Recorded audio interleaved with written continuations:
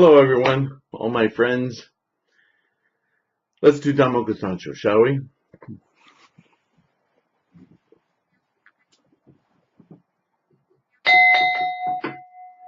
Nam Myoho Renge Kyo Nam Myoho Renge Kyo Nam Myoho Renge Kyo, Nam Myoho Renge Kyo, Nam Myoho Renge Kyo, Nam Myoho Renge Kyo, Nam Myoho Renge Kyo, Nam Myoho Renge Kyo, Nam Myoho Renge Kyo, Nam Myoho Renge Kyo, Nam Myoho Renge Kyo, Nam Myoho Renge Kyo, Nam Myoho Renge Kyo, Nam Myoho Renge Kyo.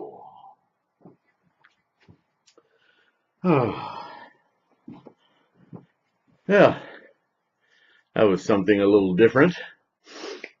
All right, chapter 24, Lotus Sutra, Myoho Renge Kyo.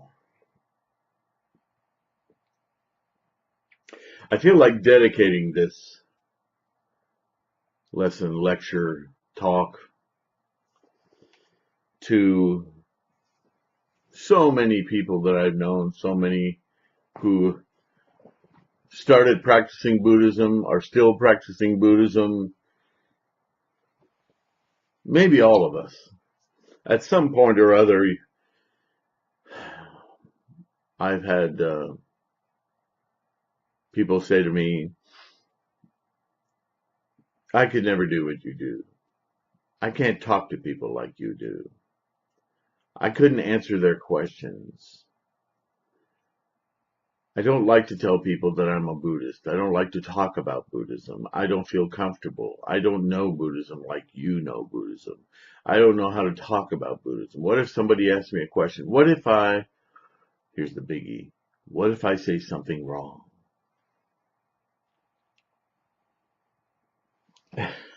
Anyone who's known me for any length of time knows that I've got no problem with saying things wrong. Because I immediately correct it. I mean, isn't that how we always learn anything? Really? If you want to learn anything, cooking, heck, eating,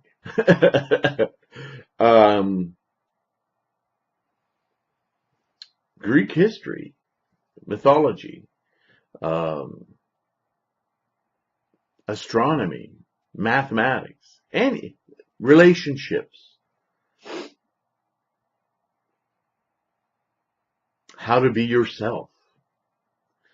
There is no question you can ask in the breadth of your imagination, let alone that you don't even know what that breadth is,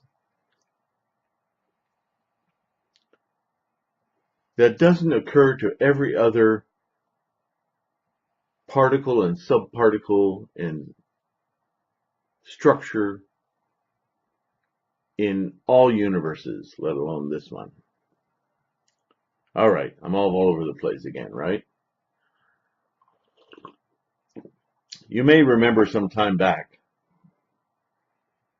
and I want to dedicate this to all of us. I'm thinking of Sandra right now because she's recent in my life with this petrifying fear that if she talks about Buddhism, she will immediately be vulnerable to all sorts of questions that won't make any sense or that will trigger other things, and she won't be able to honor the profundity of Buddhism that she senses in her own heart.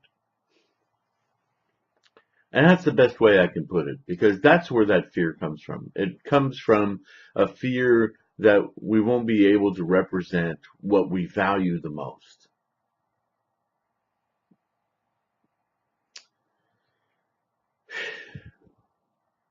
Well, friends, this is exactly what Shakyamuni is talking about. We cannot possibly know the depths of our own minds without venturing into the minds of others. This is the Bodhisattva way. You want to learn about anything in life, talk about it with somebody else.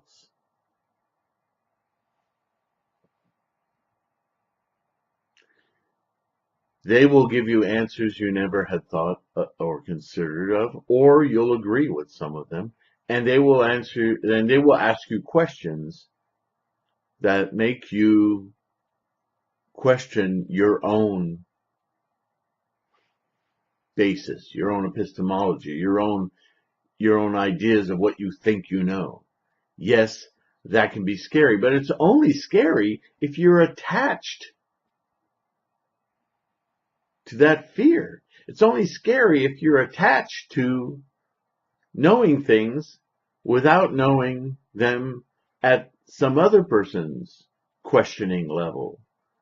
It's only scary when you're afraid to question your own system of thoughts, beliefs, attachments. So if you want to be supremely, unlimitedly enlightened, if you want to attain what Shakyamuni constantly talks about as full enlightenment, fully awakening, there's only one way to do that. And that is to fearlessly challenge yourself. How many times have I talked about the teaching happening within ourselves? We teach ourselves. We can go to people who are masters, who are not even masters, people who just seem to know more than we do. Use them, sure. Use me. Use me for whatever it is that I know. What I know, how I know it, and how I communicate it is our precious connection, yours and mine. This is why I'm always pleading with you guys. Make comments. Ask me questions. Ask me how I know what I know. Ask me what value it has. Tell me what you think. Why? Because it helps me. And by helping me, if you ask me something I can't answer, and I do this so naturally now that I don't really think about it, but reading chapter 28 brought this to the fore again. We have so many avenues of research and information now because of information technology. It's a double-edged sword. There's a lot of crap out there. There's a lot of misleading stuff. But if you study enough, if you're determined enough, and everything's about determination. I hope you understand that by now with everything we've read. You will find the truth. You will find the information. We are information. The universe is information. Everything we know is information. It's either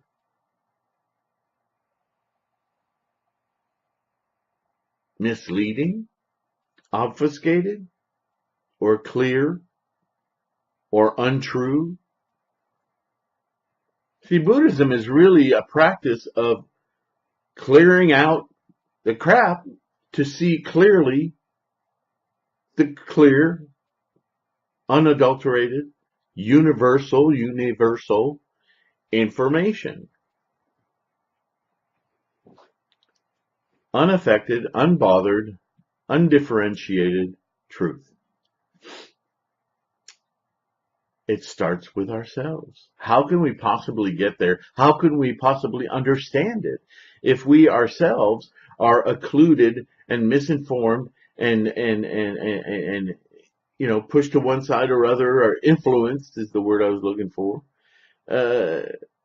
and not able to, not revealing to ourselves the uncluttered truth within ourselves. That's what this is. This is what this is about.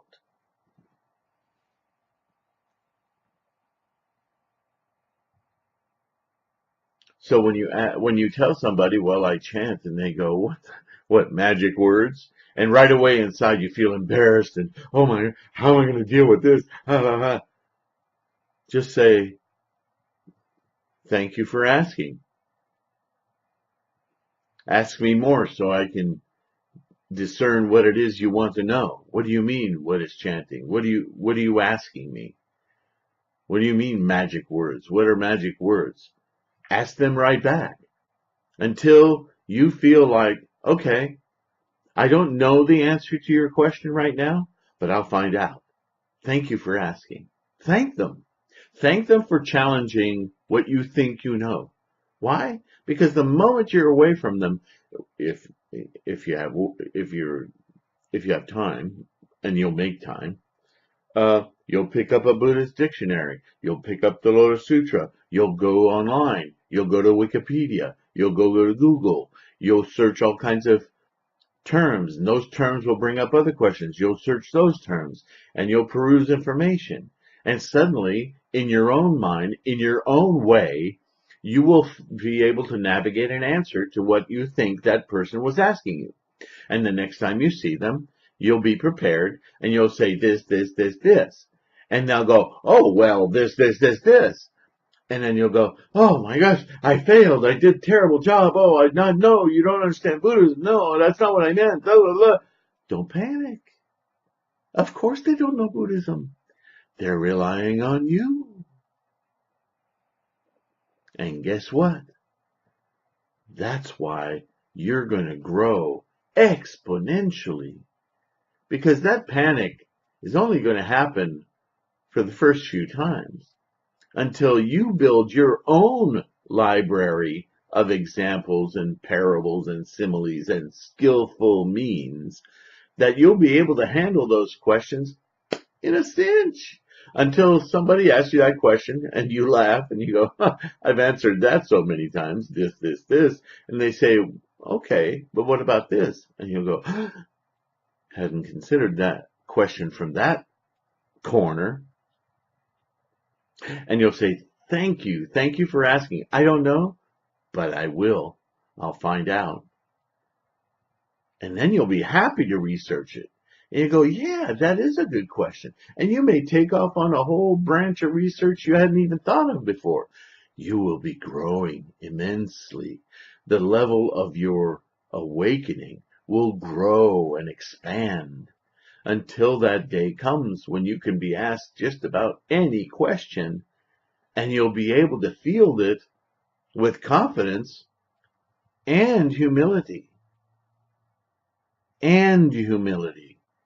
Because you won't be afraid to not know anymore.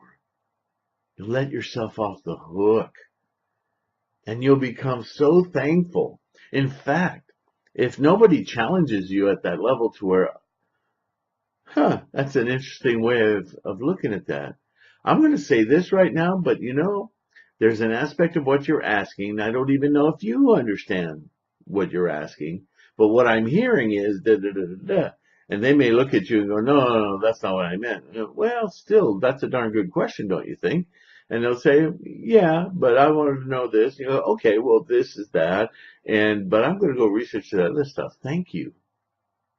Thank you. Anybody who engages you in a discussion on Buddhism, thank them. Because they're growing your enlightenment. They're expanding your awakening, your Buddha mind. So you kind of owe them. The thanks should come in your research and your broadening your wisdom and understanding of Buddhism. And even if after a year, 2 years, 10 years of doing that, you get an epiphany one day and go, I'm worried that maybe for all these years where I felt confident about answering these people this one way, that it really wasn't. I'm adjusting that thinking now, and it's really over here. Don't worry.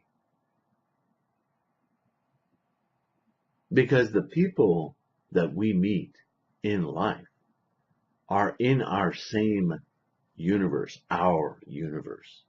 You are here listening to me rather than listening to some other priest, some other monk, some other friend. Because there's something about our vibration, our core, our karma, our energy that fits. And see, this is where I got a number of years ago, where I understood, and I think it was I was reading a sutra, and it clicked in my head. It was something I was reading, and I don't remember which sutra it was, and it just went ka-chink, and I went, oh yeah. As long as my attitude, as long as my determination, my conviction, my strong mind is dedicated to helping others, to creating value, to exploring the beauty of this Buddhist method and practice, then what I will attract, what I will receive, what I will connect with in my universe, it has to be related. It has to be there, like we're all cogs. We fit. That's the only reason we're in each other's path. Because we fit. So however it is that I am explaining what I'm explaining, if my attitude is to help you attain enlightenment and grow your bodhisattva way, your Buddhist awakening, your Buddha mind, then mine automatically grows, so I don't even have to worry about that. All I have to worry about is being true to myself, true to what I learn, true to exploring myself, and you will get something from it, because you would not be here were that not true. There are plenty of others who don't even know of me, who aren't here listening to me right now. That's just because our energies aren't quite, our fields aren't close enough. Simpatico. As my awakening grows, so too does my audience. Because more and more people are closer and closer to my magnetic bioelectric force. It's a physics thing.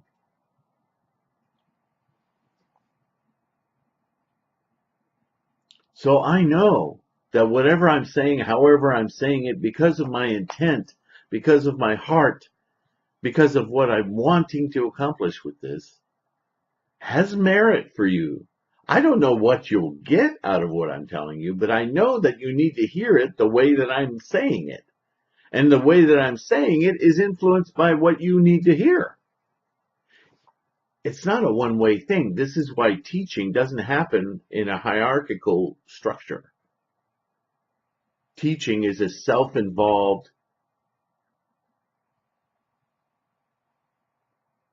I don't want to say accumulation, but a discernment of things we already know. This is what Buddhism is. Now, what did I do with that? So let's see. In the old translation, what does he call it? Chapter 24 is in this book. Chapter 23.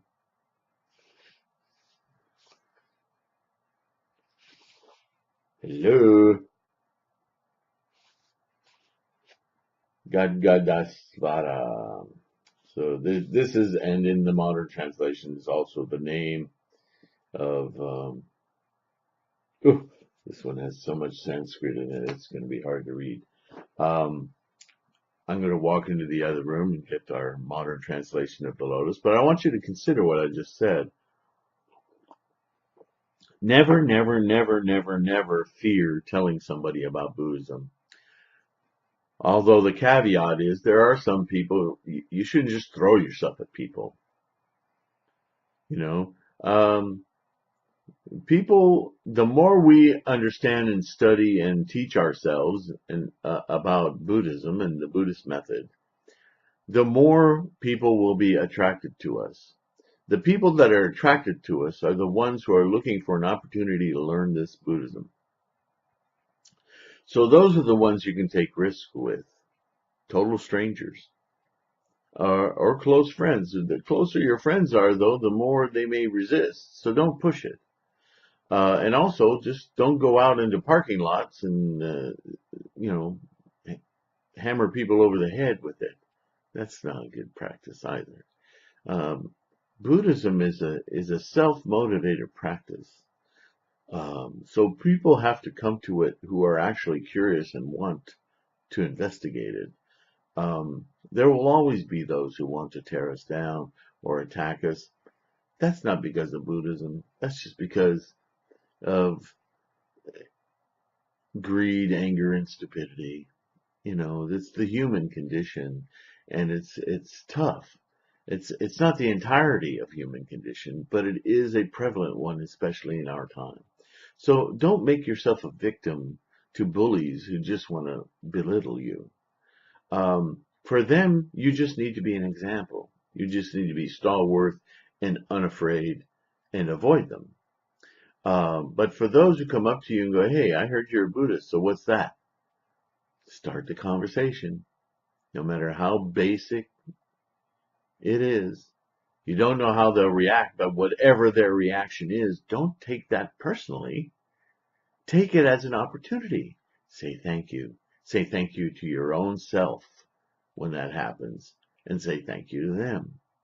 Because they're helping you learn. They're helping you, they're motivating you to go Hunzan, to chant, to go online, to research, to read sutra, to find answers for yourself and for them. Bodhisattva way. So let me go get the book.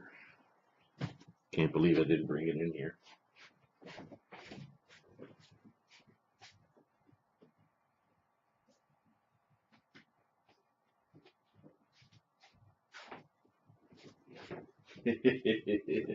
Was that on the do's and don'ts of video production?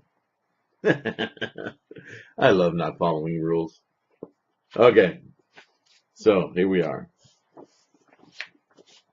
Wonderful voice Bodhisattva. Wonderful voice Bodhisattva. What do we know about the naming conventions in Sutra? Wonderful voice Bodhisattva. What is the wonderful voice Bodhisattva? It's me right now talking to you. Why is my voice wonderful? Not because it sounds like a DJ, but it's because of the content. What my voice is carrying to you. What's wonderful is the you part, not me. What's wonderful is the information being shared, the Bodhisattva way, expanding all of us in our Buddha mind. That's what this whole chapter is about. At that time, Shakyamuni Buddha emitted a beam of light from the knob of the top of his head, a mark of a great man, and emitted as well a beam of light from the tuft of white hair between his eyebrows, illuminating Buddha worlds in the eastern direction, equivalent in number to the sands of the hundreds of 8 trillion milliards of Ganges. I love the hyperbole. What do we talk about when we say in modern times, we got a brilliant idea, right? We got a light bulb goes on over our head, right? We always associate mental capacity with some kind of light, and we seem to source it from our minds. Well, what the area of mind that we believe our mind is in. But obviously not, because the bulb is never in our brain emitting a nice glow. It's above our brain. Mind is everywhere, is everything. So when he emits a light from the tuft of hair here and from the knob on the top of his head, which the knob exists to what's the word I'm looking for? This goes back to ancient India. This is a rule of representation. The knob represents an expanded mental capacity, right? The tuft of hair is known as the third eye, right? The third eye being not that you have a third eye, but that you have vision beyond your normal eyes. The long ears, meaning that you hear far more than a normal human hearing, but the consciousness of hearing is much more expansive. The tongues stretched out to the Rama heaven, the gift of telling, language, communication.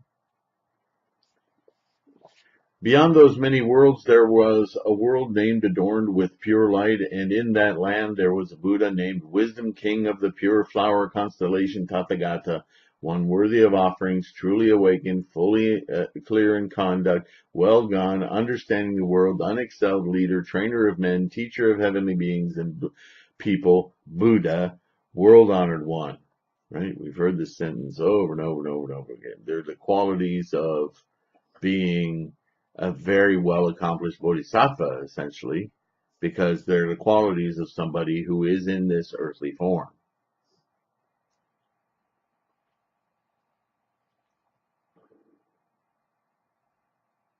Surrounded and revered by a great multitude of incalculable, countless bodhisattvas, he taught the Dharma to them. The beam of light from the tuft of white hair on Shakyamuni Buddha shone through their land. In the land adorned with the pure light at that time there was a bodhisattva named Wonderful Voice, who from long ago had planted many roots of virtue and had made offerings to and associated with innumerable hundreds of thousands of billions of Buddhas. He had gained every kind of profound wisdom. How did he do that? How did he gain all sorts of profound wisdom? The Bodhisattva way, by communicating with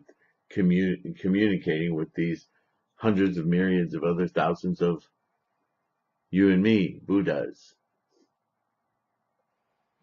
Not you and me, driver's license you and me. You and me, mental potential. And he had attained the concentration of the wonderful banner sign, the concentration of the Myoho Renge, the concentration of pure virtue, the concentration of the Constellation King's sport, the concentration of being without conditions, the concentration of the seal of wisdom, the concentration that enables one to understand the words of all beings. The concentration, the concentration, the concentration. What are we talking about here? What is the concentration? Right? Tendai Chi wrote about the great concentration and insight that collects all blessings, advantages, merits, what do you want to call it? The concentration of purity, the concentration of play of divine powers, the concentration of the wisdom torch, the concentration of the adorned king, the concentration of pure light, the concentration of the pure storehouse, the concentration that is not shared, and the concentration of the revolving sun. He had attained such great concentrations equal in number to the sands of hundreds of thousands of billions of Ganges. What are these concentrations? When you are helping another person understand Buddhism, even if they don't understand that you're helping them,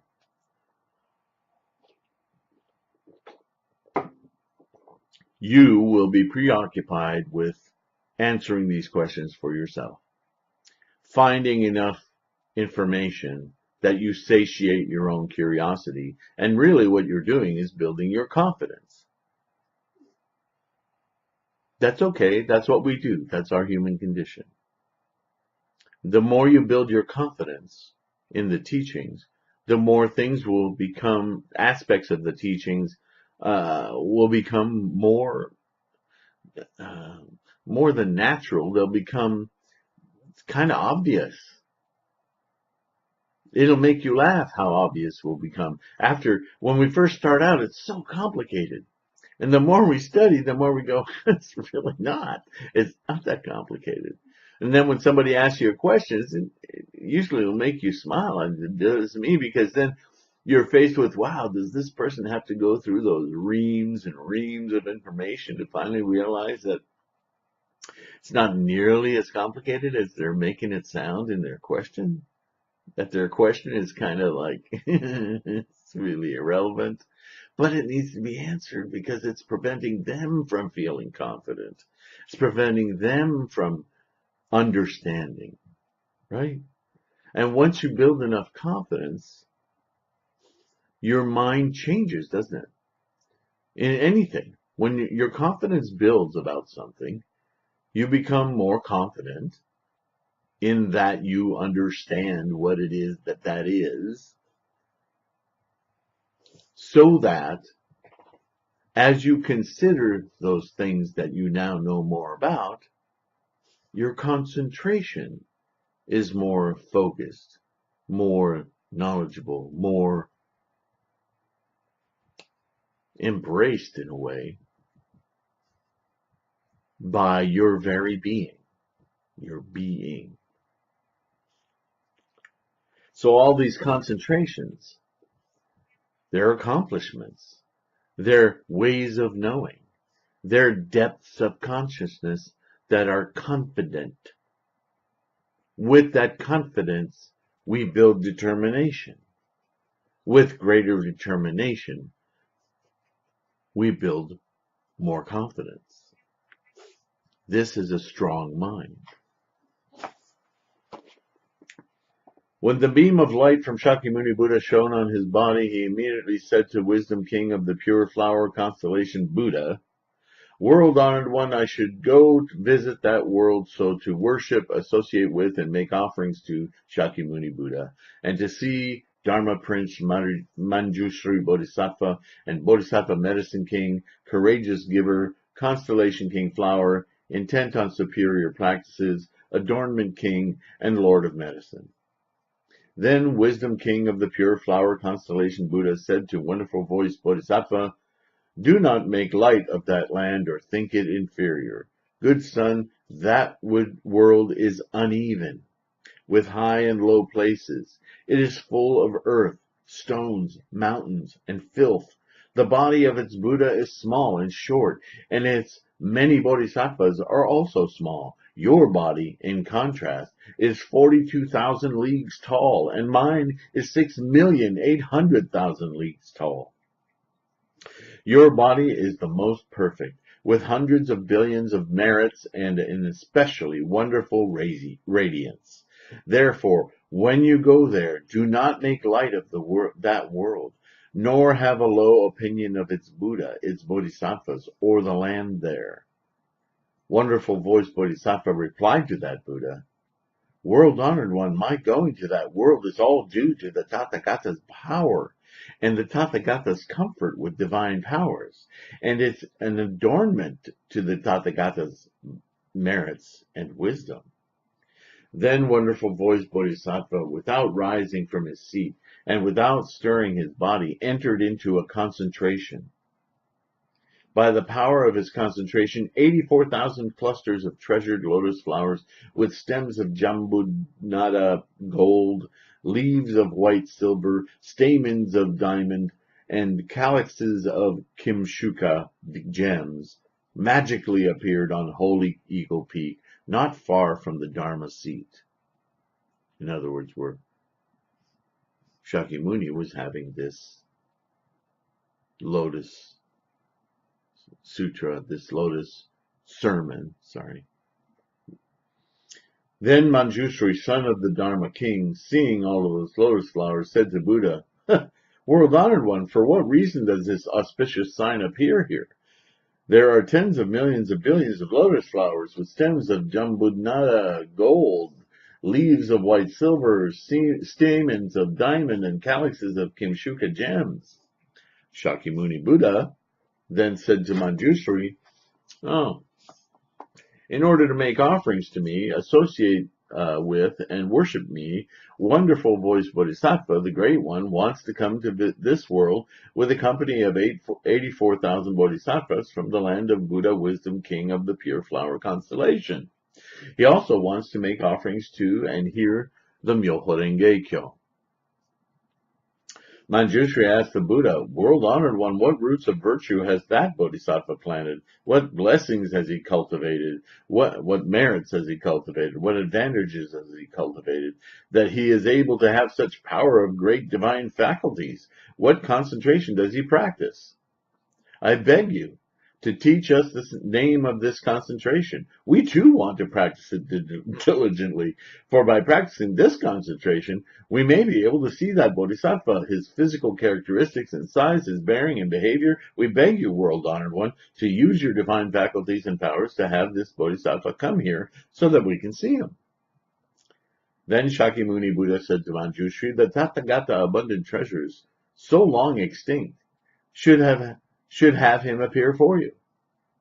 Immediately, Abundant Treasures Buddha said to the Bodhisattva, "Come, good son, Manjushri, son of the Dharma king, wants to see you." Then Wonderful Voice Bodhisattva disappeared from his land, setting out together with 84,000 Bodhisattvas. The lands through which they passed shook in 6 different ways. Lotus flowers of 7 precious materials rained down in all the lands, and hundreds of thousands of heavenly instruments sounded spontaneously. That Bodhisattva's eyes were like the big broad leaves of the blue lotus. A combination of hundreds of billions of moons together would not surpass the beauty of his face. His body was pure gold in color and adorned with innumerable hundreds of thousands of signs of merits. The flourishing of his dignity and virtue was radiant and brilliant. He was marked with signs of perfection and had a body as strong as Narayana. Taking his place on the platform made of 7 precious materials, he rose up in the air to a height of 7 tala trees above the ground, surrounded by a multitude of revering bodhisattvas. He came to Holy Eagle Peak in this world. When he arrived, he came down from the platform of 7 precious materials. Taking a necklace worth hundreds of thousands, he went to where Shakyamuni Buddha was, prostrated himself at the Buddha's feet, and presented the necklace, saying, "World-honored one, Wisdom King of the Pure Flower Constellation, Buddha wants to inquire about the world-honored one. Are your ailments and troubles few? Is your daily life and practice going smoothly? Are the 4 elements in you in harmony? Are the affairs of the world tolerable? Are living beings easy to save? Are they not excessively greedy, angry, foolish, jealous, and arrogant? Are they not lacking in proper regard for their parents? Are they not disrespectful to novice monks? Do they not have wrong views and inadequate goodness? Are their 5 emotions not out of control? World-honored one, are living beings able to overcome their enemies, the devils? Has the long-extinct Tathagata abundant treasures living in the stupa of the 7 precious materials come to listen to the Dharma? Pure Flower Constellation Buddha also wants to inquire about Tathagata abundant treasures. Is he comfortable in a few worries? Will he be content to stay long? World-honored one, I would now like to see the body of abundant treasures Buddha. I beg you, world-honored one, to let me see him." Then Shakyamuni Buddha said to Abundant Treasures Buddha, "This Bodhisattva Wonderful Voice wants to see you." Abundant Treasures Buddha said to Wonderful Voice, "Well done, well done. You have been able to come here to make offerings to Shakyamuni Buddha, to hear the Dharma Flower Sutra, the Myoho Renge Kyo, and see Manjushri and the others." The Flower Virtue Bodhisattva said to Buddha, "World-honored one, this Wonderful Voice Bodhisattva, what roots of goodness has he planted? What merits did he earn to give him such divine powers?" The Buddha answered Flower Virtue Bodhisattva, "In the past there was a Buddha named King of the Sound of Thunder in the Clouds, Tathagata, an Arhat, fully a Buddha, whose land was named Displaying All Worlds, and whose eon was called Seen with Joy. For 12,000 years, Wonderful Voice Bodhisattva made offerings to the King of the Sound of Thunder in the Clouds, Buddha, with 100,000 kinds of music, and presented him 84,000 alms bowls made of 7 precious materials. Being rewarded for this, he has now been born in the land of Wisdom King, a pure flower constellation Buddha, and has such divine powers. Flower virtue. This wonderful voice. Oh, flower virtue. What do you think? Wonderful voice Bodhisattva, who at the time made offerings to the King of the Sound of Thunder in the Clouds, Buddha, with music and offerings of jeweled vessels. Is he unknown to you? Is what it was the present wonderful voice Bodhisattva, the great one. Flower virtue. This wonderful voice Bodhisattva has already made offerings to and been close to innumerable Buddhas. Long ago he planted roots of virtue and met hundreds of billions of myriads of Buddhas, as numerous as the sands of the Ganges. Flower virtue, you see merely the one body of wonderful voice Bodhisattva, which is here.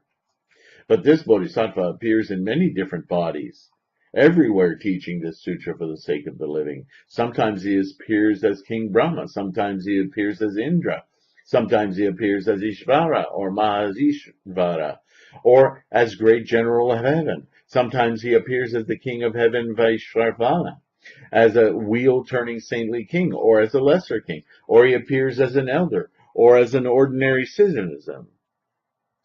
Bob, Charles, Becky, Cindy, as a high official, as a Brahmin or a monk or a nun or a layman or a laywoman, or he appears as the wife of an elder or of a householder, the wife of a high official, or the wife of a Brahma, or the boy or girl.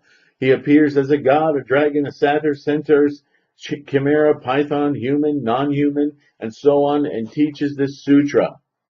Those who are in a purgatory or are hungry spirits or animal and who are in difficult circumstances can be saved. And for the sake of those in the king's harem, he transforms himself into a woman and teaches this sutra, Myoho Renge Kyo. Flower virtue, this wonderful voice Bodhisattva is able to save and protect all the living in this world by transforming himself and appearing in various ways in this world. He teaches this sutra to all the living, but his divine faculties, his transformative powers, and his wisdom are never diminished by this.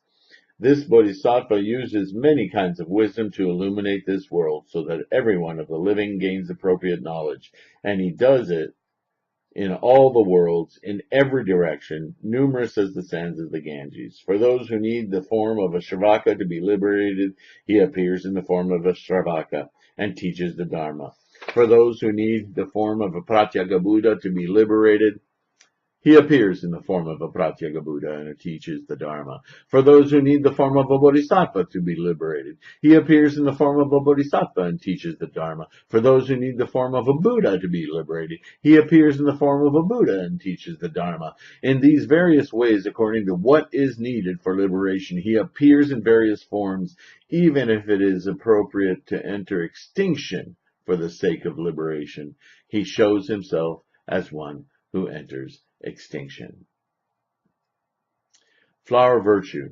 Such is the power of great divine faculties and wisdom attained by wonderful voice Bodhisattva, the great one.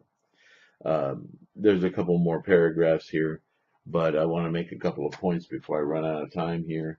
And we can pretty much close on the chapter 24. I hope you understand, after hearing me race through all of that, the point.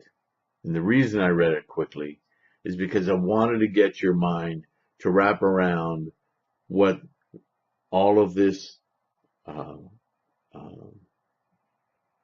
hyperbole is dancing around. Wonderful voice Bodhisattva is not a person. Wonderful voice Bodhisattva is you. It's everyone you know. It is me. It is the exchange of ideas about awakening. It is the Bodhisattva way.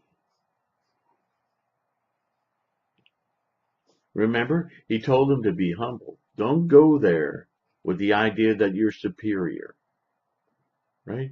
Even if you see them as smaller. Remember, the Buddha's small. You are, how many tall? Huge, right? Don't see yourself that way. See everything you encounter as precious. How do we learn from this Bodhisattva way? From one human to another? Not just that. You can have an epiphany of the preciousness of life, the Buddha awakening, the clarity of the nature of all things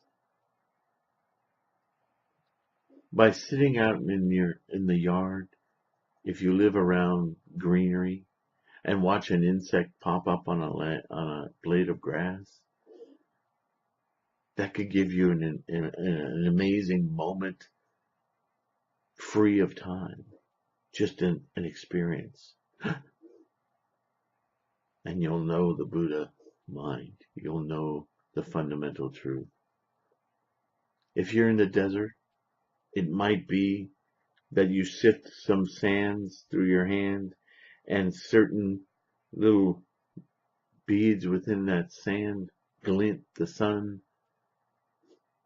and it'll amaze you like a 3-year-old. That moment. Seize that moment. Hang on to it. That's truth. That's what we all are. That's what everything is. That is the wonderful voice Bodhisattva. Speaking in your own mind. That's chapter 24. This is what realization is like. It's free of the constraints of time. It's free of the constraints of body. Remember, he talked about wonderful voice Bodhisattva having innumerable bodies. Because the bodies aren't important.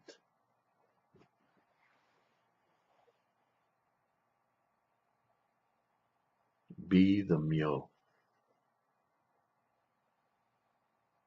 Everything around us, including us, is the Ho, the manifestation. Be the Myo. Be the be the energy of potential. See it in everything.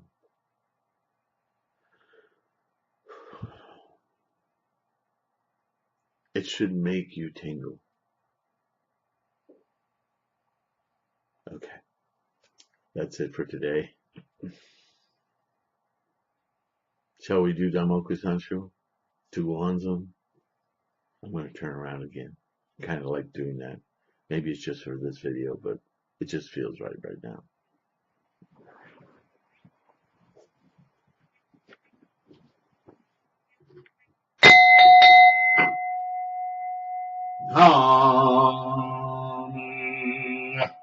Myo Renge Kyo Nam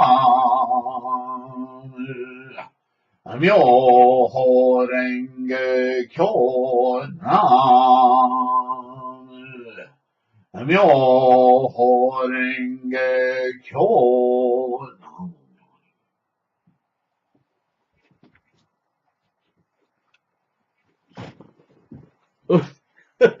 Sorry.